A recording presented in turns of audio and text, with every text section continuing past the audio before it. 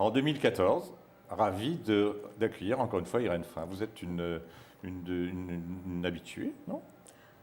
Presque. J'aime beaucoup ce festival, je trouve qu'il est chaleureux, il est classieux, il attire des gens de tout milieu et de qualité, parce que la qualité c'est tous les milieux dans un pays instruit comme la France.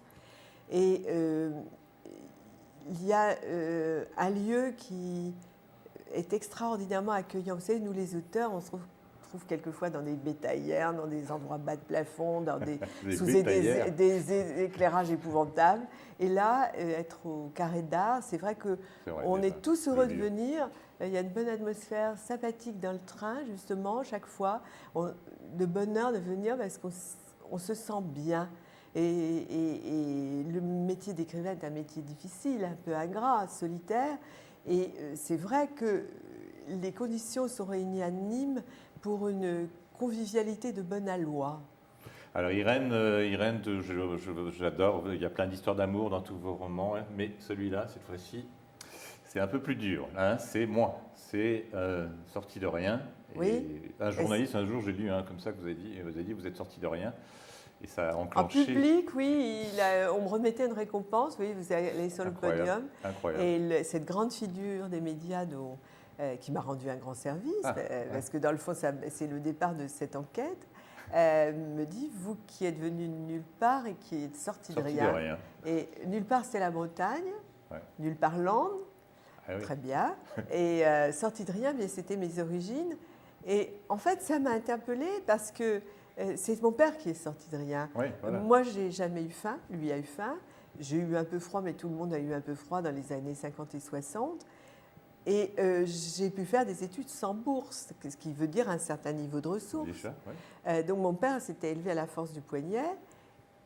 Pour moi, les choses n'ont pas été simples. Je suis moi-même élevée à la force du poignet parce qu'en effet, c'était un petit enseignant dans la formation professionnelle.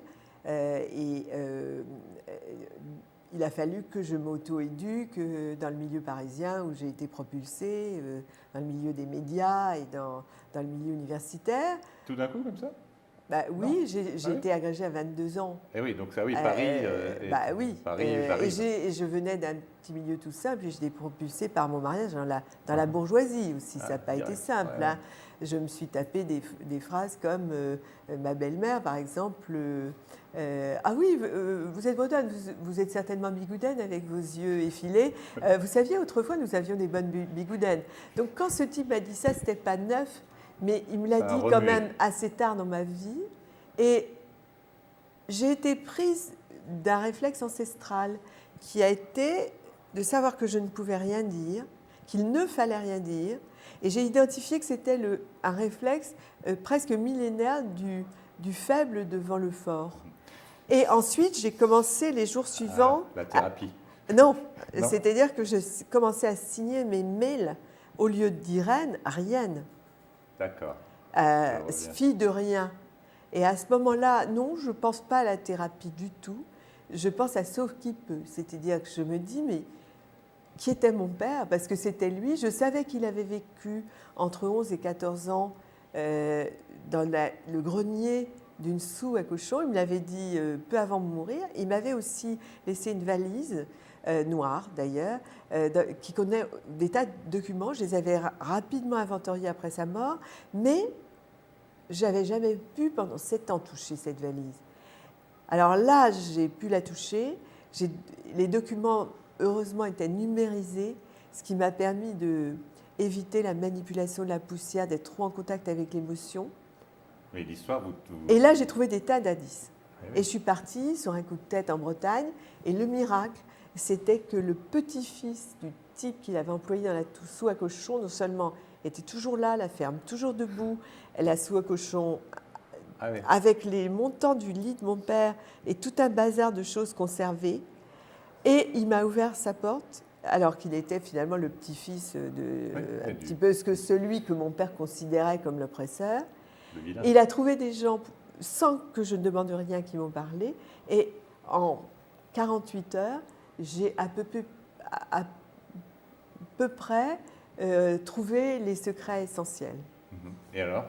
Ben, le premier secret, c'était que donc mon père avait On ne été. va pas tout dire. Hein.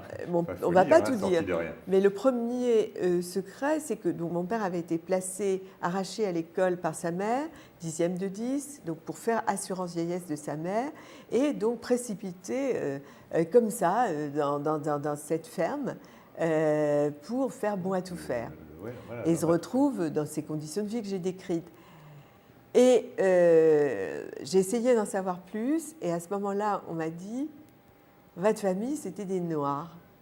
Alors je reste tétanisée, et comme je suis bretonne, je sais que c'est politico-religieux, parce qu'en Bretagne, vous avez les rouges. Les rouges, c'était ceux qui étaient anticléricaux, les blancs, c'était ceux qui soutenaient les conservateurs et le clergé. Ouais. Moi, je savais qu'on était d'une famille de rouges. Et les noirs, et noirs, je ne savais pas, donc je dis « Noir, qu'est-ce que vous voulez dire ?» Et il me dit, en baissant la voix, des paganistes. Et je lui dis, mais quoi, des paganistes? Vous voulez dire des athées, des gens sans Dieu? Et le type baisse encore la voix et me dit, des protestants.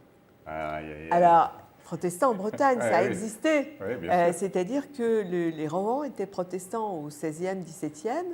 Et en fait, après la révocation de l'édit de Nantes, ces gens-là avaient été réprouvés et refoulés derrière une petite rivière qu'on appelait, Stanguiberne, la barrière de l'enfer, à vivre avec les lépreux, les charbonniers qui avaient la face noire parce qu'ils faisaient du charbon de bois, les ouvriers qui étaient terriblement rejetés parce qu'ils lisaient, ils étaient aussi souvent protestants, mais des gens qui avaient le culte du livre. Et le livre arbitre, tout ce qu'on sait des protestants. Et on les appelait les Noirs parce que c'était le diable. Alors les Noirs dans la Blanche Hermine, c'est quand même quelque chose. Oui, c'était exactement ça. C'est beau. Hein, exactement ça. Mais on va pas en dire plus. Ah non, mais c'est. Bravo. Bah voilà la Blanche Hermine. Tout à fait, Gilles Servat. Non. Oui. Et après. Oui. Alors là, je vous laisse continuer. Mais c'est vous qui allez continuer parce qu'il faut absolument. Hein. Et alors j'ai découvert.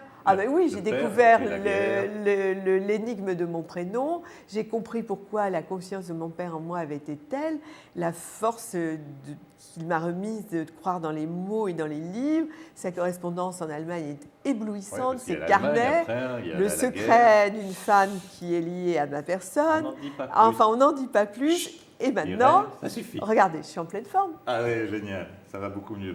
Allez-y, parce que c'est un beau moment, ça fait du bien. Hein. Merci. Ça fait avancer. Merci Irène. Pour tous ceux qui font de la généalogie. La Noire, Blanche Hermine. Oui, et qui aiment la Bretagne, leurs parents, ou tout simplement, nous sommes tous des sortis de rien.